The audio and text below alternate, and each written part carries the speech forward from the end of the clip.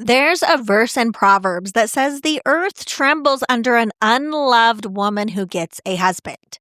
Not an unmarried woman, a married one. I was that woman. I'd built my whole home on the wrong ground. I'm Katie Ann, and this is Beyond Believing, episode 105. I had the intact home, the husband. I have 5 kids. On paper, nothing was wrong. In fact, everyone on the outside thought we had the ideal home. Today, I'm going to show you the marriage the Bible describes in more detail than almost any other. A woman in it whose character I did not understand until years too late to build it into my own life first, and exactly where my foundation and hers went in 2 different directions. My parents divorced when I was young, 4 to be exact.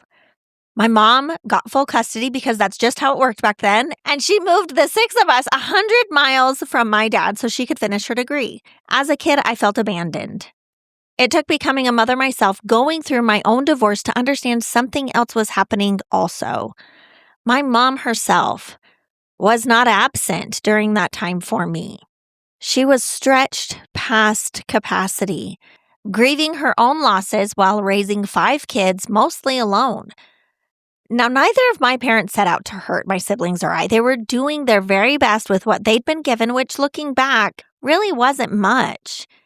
And I say that not to excuse the pain, but because I think we skip past compassion too quickly when we're trying to make sense of our own stories. You can hold, "That hurt me," and "They were human doing their best," in the same hand. Now, 40 years later, my parents still cannot say a kind word about each other. And I used to think that was just what divorce looked like. Now I understand it's what unhealed individuals looked like, married or not. I promised myself I'd give my own children something different. So I did what I knew to hold my marriage together. I tried harder. I kept everything looking intact, the best that I could, even when nothing inside it felt steady. And then inside my own marriage, I built the exact same thing I swore I'd never repeat. Not because I didn't love my family, but because I didn't yet know who I was outside of the roles I was performing. A wife, a mother, keeper of the peace. Does that sound familiar? Here's what I understand now. An unloved woman doesn't destabilize her home because she's alone. She destabilizes it because she's rooted in something other than the truth of who God says she is. But there's a woman in the passage I'm about to show you. I read her story years before I ever stood at an altar, and I didn't see what it actually required of her. I want to show you who she was because she is the piece that I missed. So I want to take you back to the first marriage the Bible describes in real detail, Isaac and Rebekah. Because before I could understand what went wrong in mine, I had to see who God was actually looking for when He set that marriage in motion. And what He was looking for might surprise you. First, for context, Genesis 24, verses 2 through 9 says, "And Abraham said to his servant, the oldest of his household, who had charge of all that he had, 'Put your hand under my thigh, that I may make you swear by the Lord, the God of heaven and God of the earth, that you will not take a wife for my son from the daughters of the Canaanites, among whom I dwell, but will go to my country and to my kindred, and take a wife for my son Isaac.' The servant said to him, 'Perhaps the woman may not be willing to follow me to this land. Must I then take your son back to the land from which you came?' Abraham said to him, 'See to it that you do not take my son back there. The Lord, the God of heaven, who took me from my father's house and from the land of my kindred, and who spoke to me and swore to me, to your offspring I will give this land, He will send His angel before you, and you shall take a wife for my son from there.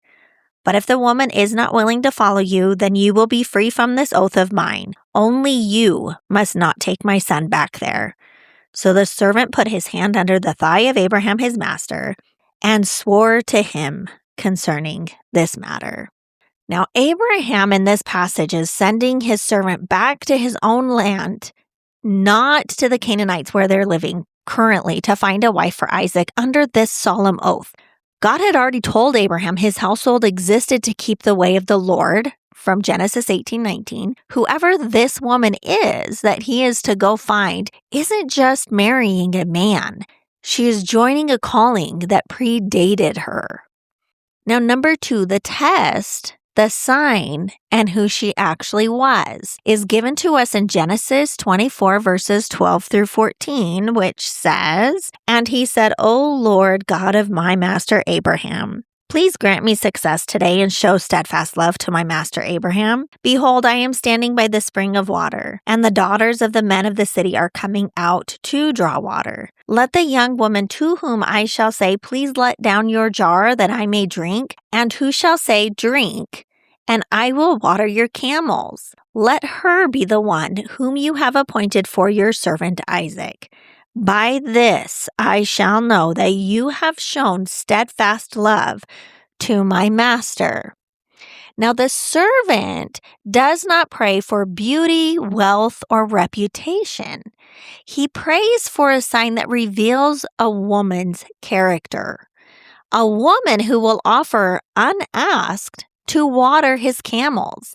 Now, in context, this request specifically means the servant brought with him 10 camels, and 10 camels that have just crossed a desert can each drink over 20 gallons. That is potentially hundreds of gallons of water drawn by hand for a stranger who has offered nothing. The text does mention Rebekah's appearance a few verses later in verse 16, but beauty isn't irrelevant. It's just not what answers the prayer, because what answers it is what she does when no one's watching and nothing's been promised to her. She is being asked to show her character without any understanding that her character is being scrutinized. So who was she? She was the daughter of Bethuel, the granddaughter of Nahor, Abraham's own brother. Verse 15 reminds us of this. Already inside the family line, God had been working through, not chosen for status that she'd earned.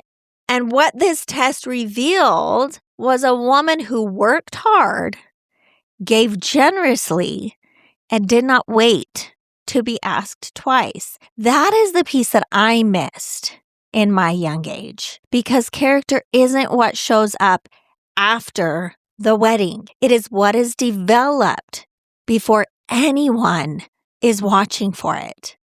Now, number 3, she says yes, just like Abraham did. Now, in Genesis 24, verses 57 and 58, it says, "They said, 'Let us call the young woman and ask her.' And they called Rebekah and said to her, 'Will you go with this man?' She said, 'I will go.'" When her family asks her directly, "Will you go?" she does not hesitate. There's no delay or negotiating for time or for circumstances. That's the same response Abraham gave when God first called him out of that very region generations earlier to a land he'd never seen. That was in Genesis 12, verses 1 through 9. But Rebekah isn't just marrying into Abraham's family. She is answering the same kind of call with the same kind of faith the whole covenant to Abraham was built on. And number 4, what this teaches us about the bride. So this specific series I am sharing right now is ultimately about women in Scripture and what their stories reveal about the church as the bride of Christ. So this next part is typological. It's a long-held reading, not something this chapter states outright, but it is worth naming, because if Isaac pictures the promised son, Rebekah's story becomes a picture of how a bride is sought, found, chosen, and brought home. She is found in the middle of an ordinary task, tested by a standard she did not even know existed. And then she's invited into a story bigger than the one she was already living. And here's the piece I told you I missed, because in Proverbs 30, verses 21 through 23, it lists a few things the writer specifically says that the earth cannot bear the weight of. It says specifically, under 3 things the earth trembles. Under 4, it cannot bear up. Number 1 is a slave when he becomes a king. Number 2 is a fool when he is filled with food. Number 3 is an unloved woman when she gets a husband. And number 4 is a maidservant when she displaces her mistress. Now, one of these is an unloved woman when she gets a husband, and I read Rebekah's story years before I ever read this specific passage in Proverbs and understood it. And I never put those two together until it was already too late for me, because Rebekah wasn't chosen because a servant needed a fast decision. She was chosen because her character was already formed before the moment ever arrived. She was prepared adequately to wisely steward what she was stepping into and yoking herself with. Now, I did not ever learn that. I did have a role. I did have my personal effort, but I did not have a foundation like Rebekah did, one that was built long before anyone was testing me for it. And I can tell you exactly what that costs, because I lived it. The point of this passage in Proverbs is that these are people unbearable because they have been given things they have no capacity to handle wisely. Now, when I read that, I will tell you it hit me like a ton of bricks, because what it's saying is your character and preparedness must be shaped and developed before you can wisely steward the calling and role that you are stepping into. Now, there's a second verse that shaped everything I've built since my divorce. It is James 1:27, which says that pure religion, the real thing, undefiled, is to care for orphans and widows in their affliction and to remain unspotted from the world.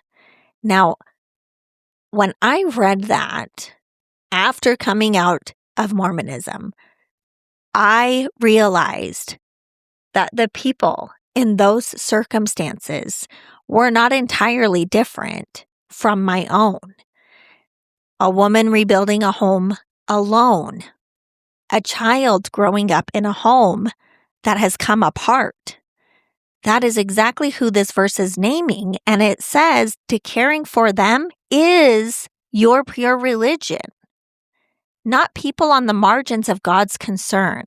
They are the people at the center of it. These 2 verses are the whole foundation of the work that I do now. Proverbs 30 naming what happens when a woman isn't yet rooted or prepared to wisely steward. And James 1:27 naming that the rebuilding itself is the thing God calls pure religion, not by pretending pain is not real, by rooting deep enough in who God says we are that we can extend the grace our own parents may never have had access to. And here's the line I want to leave you with today. A spouse can participate in God's love towards you, but a spouse cannot become the source of God's love for you. God didn't tear my structure down to punish me. He tore it down to build a foundation like the one Rebekah already had, long before she ever needed it. God did not renovate what I built. He broke it down to the studs. C.S. Lewis has a quote I have shared many times from Mere Christianity about this exact thing, that God is not building and repairing a little cottage. He is coming to build a palace where he intends to live in himself. I have learned that I'm not the house I build. I am the house he is building. And what he builds, he finishes in perfection. This is why I built Selah Healing, and the Rooted Clarity Call is exactly how you apply for my program. It's a 45-minute conversation, just the two of us, about where you are right now and what coaching inside Selah Healing can look like for you. The women I work with are not just going through the motions of life. They are completely transformed, as one of my clients said it, by this work, by learning and rooting her identity in who God declares over you. Book yours at CoachKatieAnn.com/call. The link is in the show notes. And next time we go further into this series, because if this is what marriage was supposed to be, the next question is unavoidable. What can actually happen when you have that kind of marriage? Subscribe so you don't miss it. I'll see you then.